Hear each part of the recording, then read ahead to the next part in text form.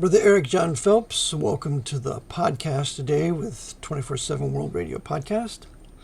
It is September the 18th, 2025, and this will be my last podcast with regard to the Jesuit assassination of the Protestant, Bible-believing Charlie Kirk. I have posted 2 videos on my 24/7 World Radio website under Archive Shows, under EJP Hour 2, Preaching and Teaching. And if you scroll down, you'll see the most recent posts, and they are 2 videos concerning the murder of Charlie Kirk. Now, I didn't edit anything, and it's gruesome, but you need to see it. So I put these videos up that you may see that Charlie Kirk was murdered by his own bodyguards. In fact, there were several spectators also involved in it that have not said a word. They didn't scream or cry and run off. They stood right there and they watched it all. And one of them is this young white woman standing next to what I call the white shirt shooter, white man with a white shirt on, the white shirt shooter. And she's standing next to him after he has raised his small caliber weapon. I would think it's probably around a .380, and it's no bigger than a 9mm. And she pulls herself away from him after he shoots Charlie, which further proves that this guy is the shooter. And so these 2 videos show that this white man, who I call the white shirt shooter, pulls a gun out of his holster with his left hand, and as he's pulling this gun out of his holster, he's bringing it up, and then he puts out his right arm taking aim and shoots Charlie. And when he shoots, the recoil of the gun is about almost the same time as Charlie is hit, and he recoils back. So there is no doubt in my mind that this guy is a shooter. And he's aided and abetted by this other white shirt bodyguard, I think his name is Kirk, with his 4 hand signals that he gets. And by the way, there's videos out there that have edited out a couple of these hand signals from this older white man who's a white shirted bodyguard. I believe his name is Kirk. So they're already starting to doctor these videos. But he's involved, and then there's this white guy. He looks military type, tattoos on his right arm, sunglasses on, dark shirt, black shirt. He's also involved. So that's 3. And then there's this white guy with his black shirt on and a red hat. And he is leaning on the barricade. And this is off to, as you're watching the video on the left. And he's standing next to a white woman. I don't know if it's his wife or not, but he's standing next to this white woman. And when the shot rings out, he doesn't do anything. He's watching. You know why? Because he's a part of it. I'd venture to say that there were 8 to 10 people involved in this, right next to Charlie Kirk. And I also believe that the military signals that this older white-shirted conspirator was giving with his hand signs, my brother said, it's like when I used to play baseball. They gave those hand signs. Yeah, well, these are military hand signs. And so he's given these signs to someone while he's talking to him in his cell phone. And I maintain that he's talking to the shooter with a rifle, that somehow the shot from the handgun and the rifle shot are somehow simultaneous, and all the attention is taken away from the people towards the local nearby handgun shooter, and they all turn and look to the rear, to the building where the shot evidently came from, where this shot of a rifle came from. So this is the distractionary shot in the Charlie Kirk murder. And I've seen no evidence of any round hitting anywhere. It didn't hit Kirk. That round in his neck is an entrance wound. And it's an exit wound, pardon me. The round in his throat, in the left side of his throat, which I maintain hit his carotid artery, is an exit wound shot from the white shirt shooter, shooting a .380 or a 9mm at the most. And probably a low velocity, because they didn't want it to go through Charlie Kirk and hit some of the bystanders. There's no evidence that I've seen that they've found the round. So there's some tremendous parallels here. And so we want to keep it simple, because we remember the simple things. We remember the simple conclusions. And one of the conclusions, I'm going to go through several of them. The first one, as they are mimicking the Kennedy assassination, is Kirk is surrounded by bodyguards.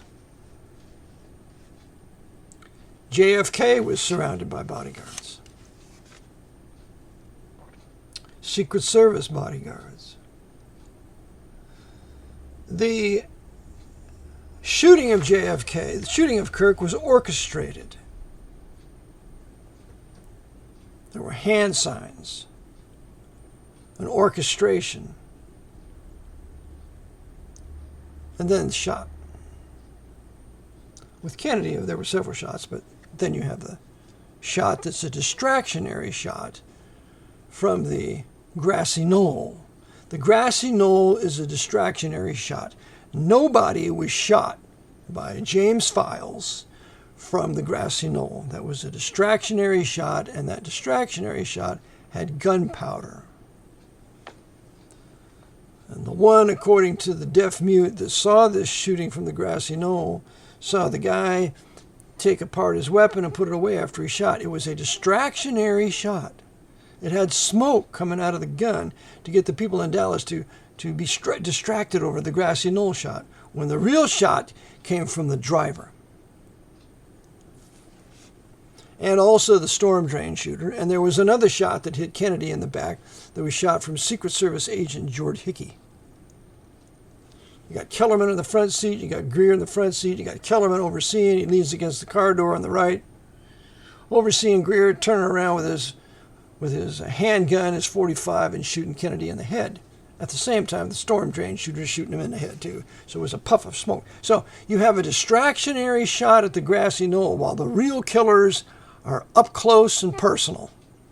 That's the Kirk assassination. That is the Kennedy assassination. Next, Kirk got his kill shot from his bodyguard. I maintain that the white man, who is the white shirt shooter, pulling that small caliber auto out of his pocket, of his left pocket, with his left hand, I maintain that he is the real shooter.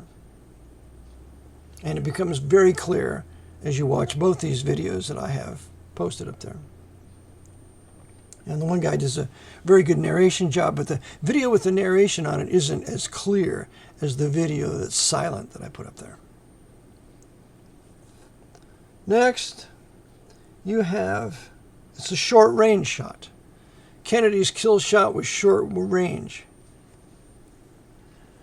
In the movie JFK, one of the lines in the movie is one of the deputies of Jim Garrison says to Jim Garrison, there hasn't been an executive murder with a rifle in over 200 years.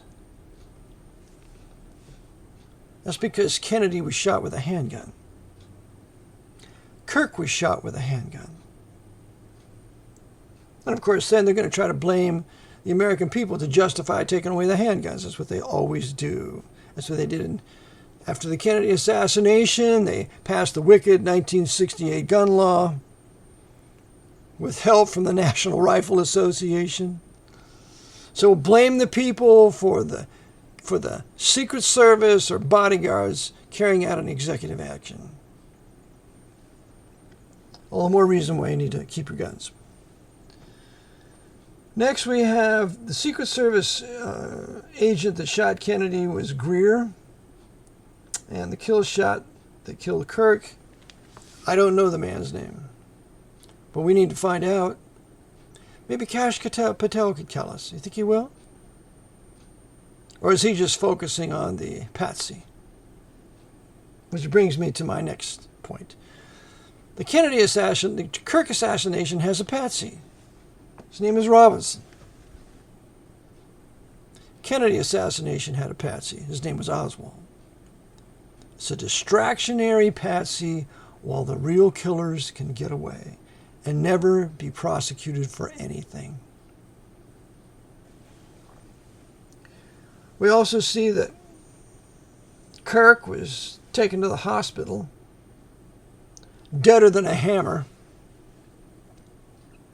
in a government vehicle, or his black limousine. Kennedy was taken to the hospital in his limousine. I saw a picture of the inside of the limousine. There's blood and gore all over the seat. And there was blood and gore all over Kirk when they were carrying him and loading him into that sedan. Dead. Both of them were dead when they were loaded up. So we have the autopsy, we have the report of the bullet wounds of Kennedy, but we have no report of the bullet wounds on Kirk. Has there been any report of bullet wounds on Kirk by a medical doctor? I don't know of any. And the medical doctors in Dallas said, well, the throat wound was a wound of entry when all the liars at Bethesda Naval Hospital says it was a wound of exit, of an exit. So, JFK was taken back to D.C. in Air Force One in the presence of his co-conspirator and assassin, Lyndon Baines Johnson, with his dear friend and co-conspirator, Knight of Malta, Jack Valenti. Okay? With another co-conspirator there, and they're going to load up the body in Air Force One, and it would be, J. Edgar Hoover. That Knight of Malta. See, it's a high-level government op, just like it is here with Charlie Kirk. And they've tried to brainwash you people, especially you Gen X people, to think there's no such thing as a conspiracy, because if you don't believe in conspiracies, you'll never understand true history. Julius Caesar was killed with a conspiracy. You have Lincoln is killed with a conspiracy. There's conspiracies all the time when powerful men of secret societies serving the Pope of Rome are ordered to terminate somebody. It's a conspiracy. So, Kirk is taken in Air Force One back to Arizona. You know why? Because his lead assassin overseeing it all, Donald Trump, made sure that he would pretend that he was in sympathy with the murder of Charlie Kirk when Trump, most assuredly, is a party to it. Why? Because he benefits. And this is why he was killed. Remember, it's not about all these intimate details. These are basic details. They're easily provable. Kirk, as I covered in a previous broadcast, was doing things that was a threat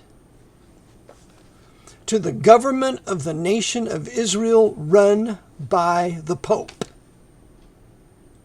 And we must always distinguish between the government of Israel, the Masonic Jewish Labor Zionist government of Israel, working for the Pope, and the beloved Hebrew Jewish Israelites. Yeah, the real Jews. They're not so-called Jews.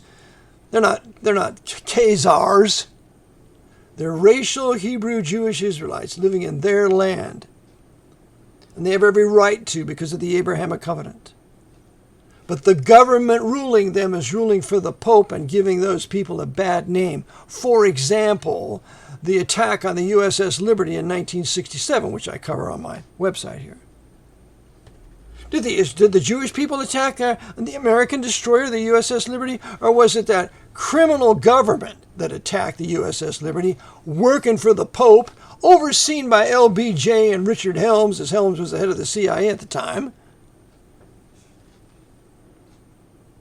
And the leading Jew there, Raphael Tan, he was involved in the setting up of Jonathan Pollard to send him to jail for, 20 years. They're all working together for the Pope.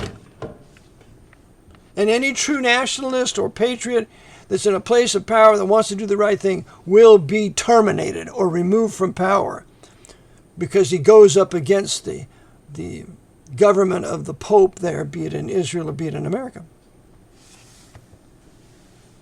So you young people, you're going against Israel. Beware. That's a deadly piece of dirt. And if you don't side with the Jews and their right to that land, you're going to suffer, maybe even die. That's a scary curse. I'll bless those that bless thee and curse those that curse thee. Genesis 12, 1 through 3.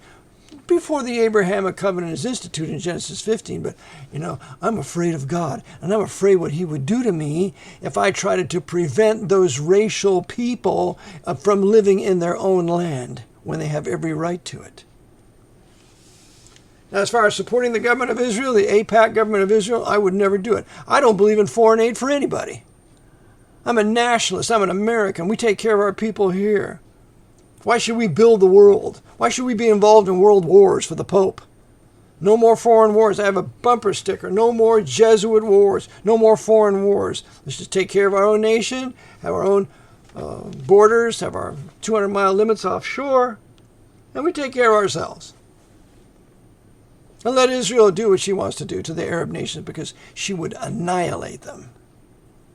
Go ahead. Lord wants that nation. He wants those people in his land.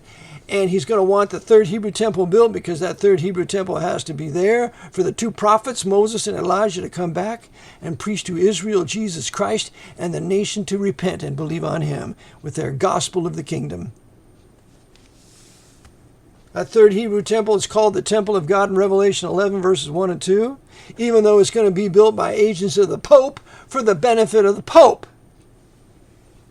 When the last 3.5 years of the 70th week of Daniel, that Antichrist, that man of sin, is going to go down to the Hebrew temple and demand to be worshipped as God for 3.5 years.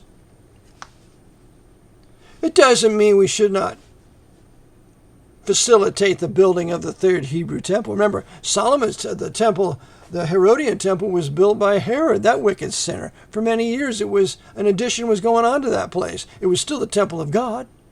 Jesus Christ, when he walked that temple ground, called it the temple of God. You made my father's house a den of thieves. It's supposed to be a house of prayer for all nations. Why? Because I've come to establish the Davidic kingdom premised upon Israel's national repentance, and will use this temple for my kingdom. But no, you will not have it. So Israel did not repent. They lost their nation. They lost their temple. Been in diaspora for 2,000 years, and now they're back, as prophesied by Moses in Deuteronomy 28, Ezekiel chapter 37, 36, 37, and Matthew 24, 25, and other places. And so Israel's back in their land. The Jews are back in their land, and they have a right to live in their land. But we distinguish between their right to live in their land and the government that rules that nation, which is serving the Pope, to the detriment of the Hebrew Jewish Israelites living there. So no. Charlie Kirk was wrong. Charlie Kirk didn't get the difference between the AIPAC-backed government of Israel working for the Pope and the right of the Jewish people to live there. He should have said, oh no, I'm all for the Jews living in their own land. But that government there is to their detriment and it's working for the Pope. But Charlie Kirk never went after the Pope. The poop.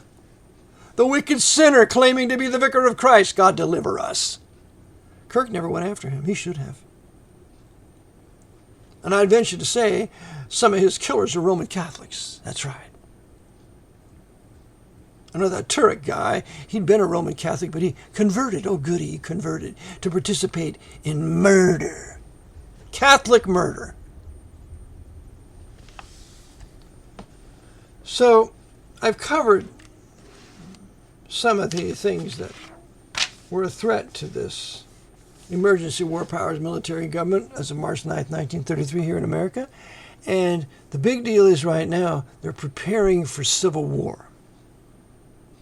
That's why academia has taught the blacks to hate all white people in general.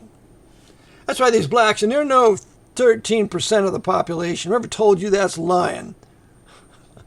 They're 50% of the population in most major cities in this country, and even more. The black population in America is at least 30%. And they're committing 60 to 70% of the violent crimes. It's not 50%. Go to any prison. Been in jail lately?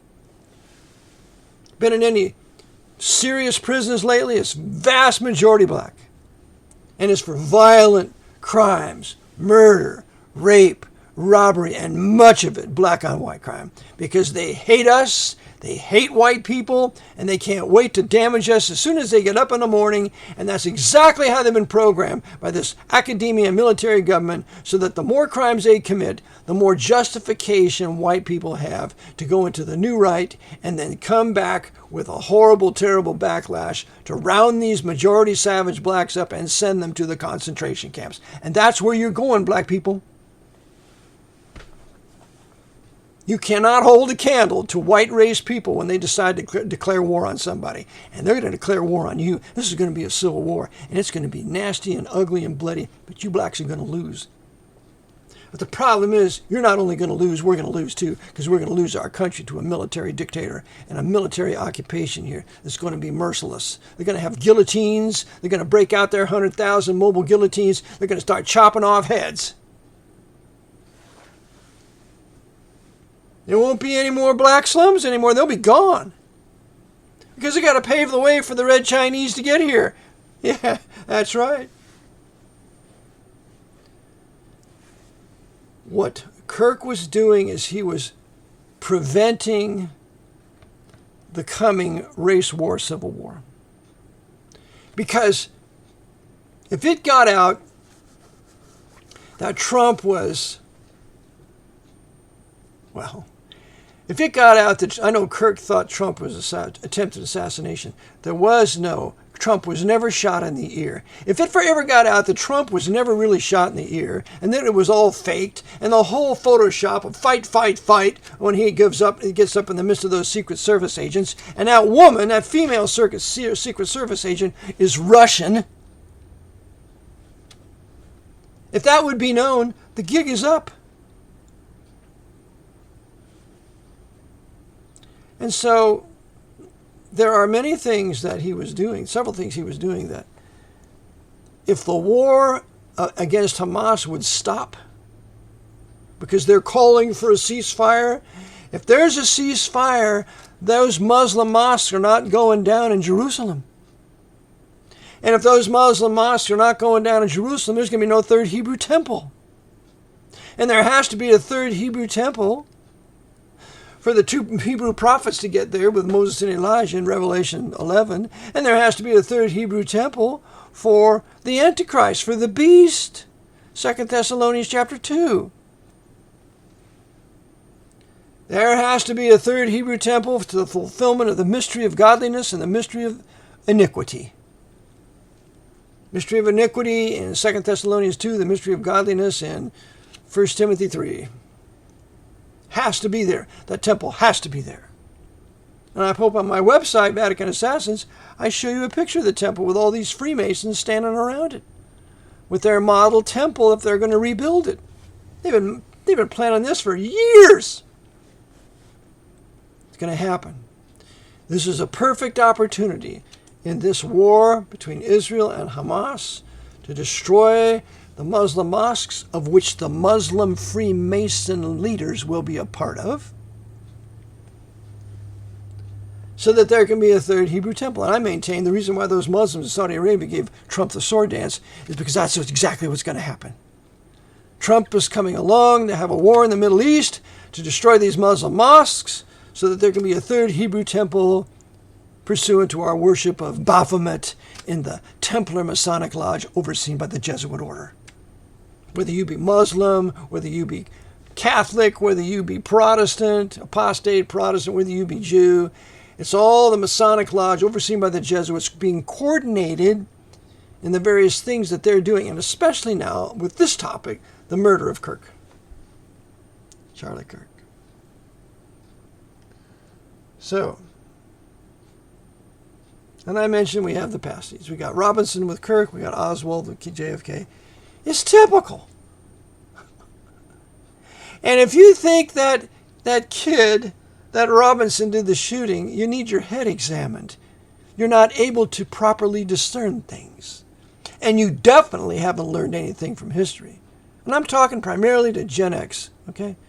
This generation, you've been robbed, raped, and pillaged, injected, vaccinated, brainwashed, so that you know nothing. You have a religion. Your religion is cultural Marxism. And left-wing socialist communism, that's a religion. It's not based on anything factual. It doesn't produce any wealth whatsoever. You have a religion. And it's time you reevaluated your religion based upon the facts, these kinds of facts that you're getting. So, watch the videos. See that the shooter is the white man with the white shirt and that the other bodyguards are facilitating.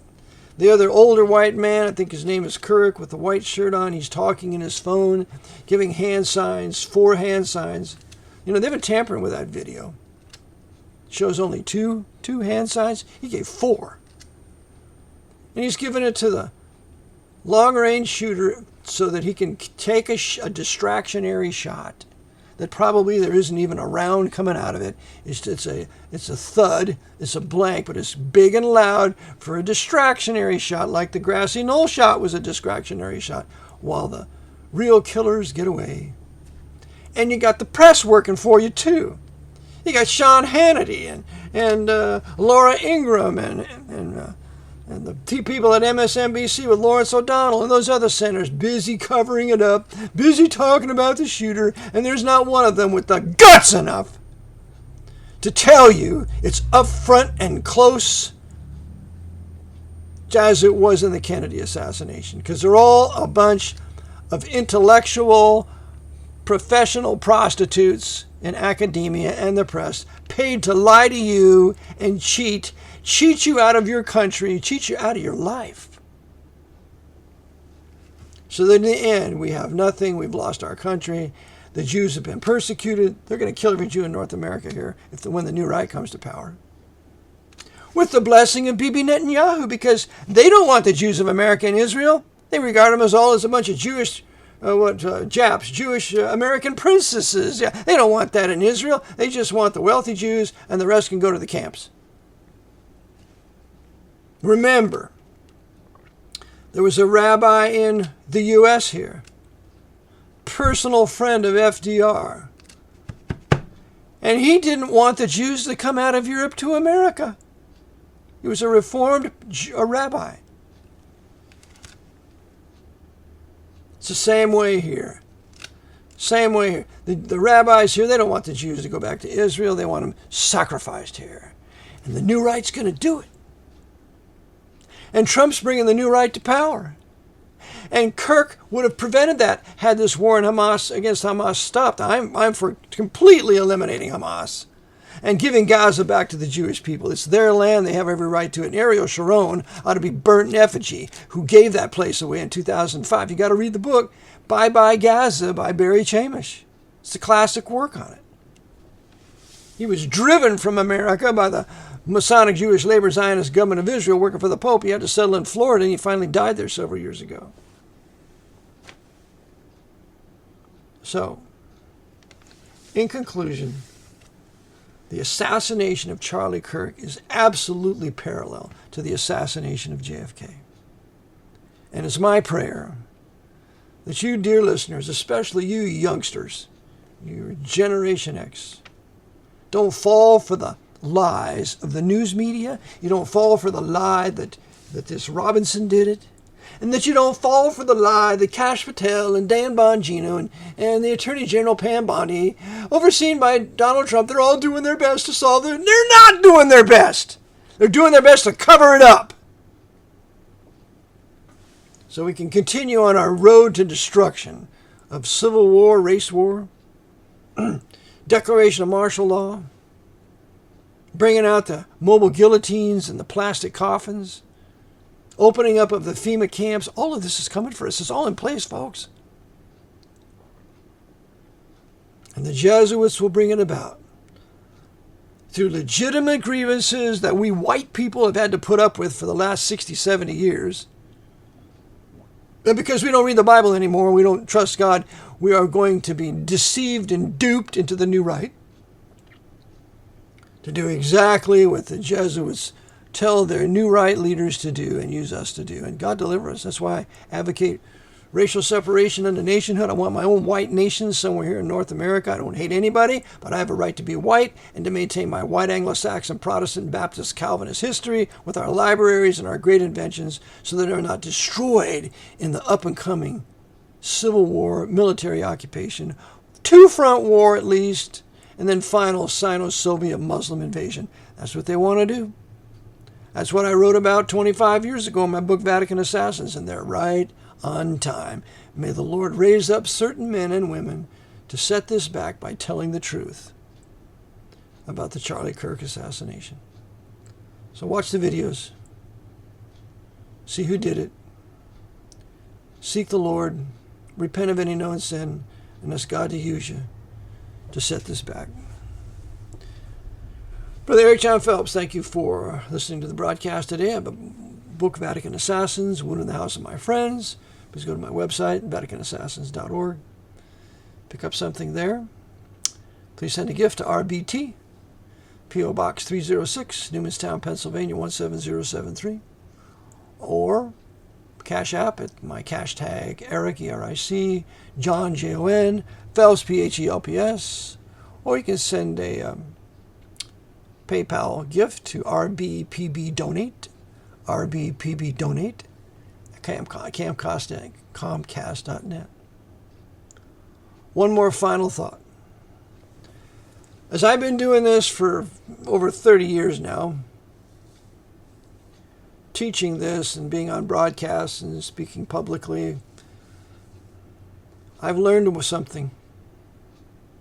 And it's a very difficult lesson. There's not going to be but 1 or 2, 3, maybe 5 white men that will ever use their money or political power or influence to expose this. To expose this Jesuit rule of this country, of this emergency war powers military government since March 9th, 1933. I don't know of any that ever exposed that. I have a couple of supporters that help me tremendously. But there are white men in this country that have hundreds of millions of dollars that can say, all right, we're going to get these guys and we're going to tell the truth about the Kirk assassination because they're willing to say it. They're willing to preach it. And if we're willing to pay for it, they're going to do it. They're not there.